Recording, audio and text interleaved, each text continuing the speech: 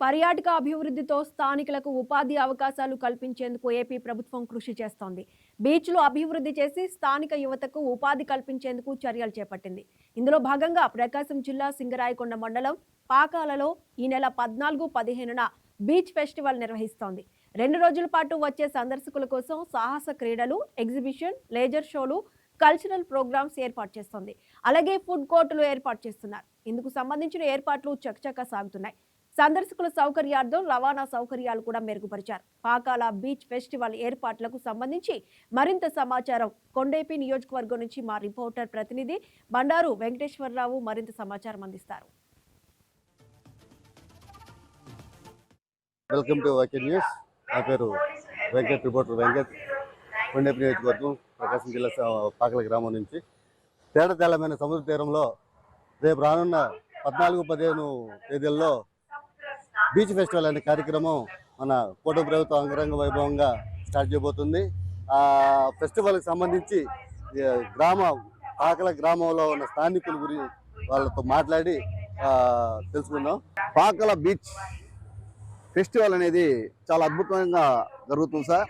దీనికి సంబంధించినటువంటి ఏర్పాట్లన్నీ కూడాను స్వయంగా కలెక్టర్ గారు దగ్గరుండి పర్యవేక్షించడం, తర్వాత ఈరోజు మినిస్టర్ గారు శ్రీ డోలా బాల వీరాంజనేయ స్వామి గారు, మ్యారిటైమ్ బోర్డ్ చైర్మన్ సత్య గారు, టూరిజం చైర్మన్ లోకసాని బాలాజీ గారు, ఇక్కడికి అనేక మంది అధికారులు, అనధికారులు, నాయకులు వచ్చి ఈరోజు ఈ ఫెస్టివల్కి సంబంధించినటువంటి స్వచ్ఛ పాకలు అనేటువంటి యొక్క కార్యక్రమంలో కూడాను పాల్గొనడం జరిగింది.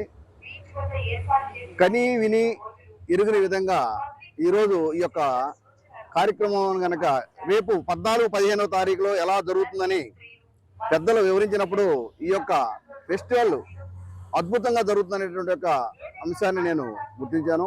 ఈరోజు విన్నటువంటి ఈ యొక్క రేపు 14-15 జరిగేటటువంటి యొక్క పాకల బీచ్ ఫెస్టివల్ కార్యక్రమాలు ఏ విధంగా జరుగుతున్నాయంటే నభూతో నా భవిష్యత్తు ఉన్నటువంటి అంశంగా ఉంది. ఈ బీచ్ వద్ద రాబోయే కాలంలో స్థానికులకు ఉపాధి అవకాశం ఎంతవరకు ఉండవచ్చు అనుకుంటున్నారు? ఖచ్చితంగా ఉంటుంది సార్.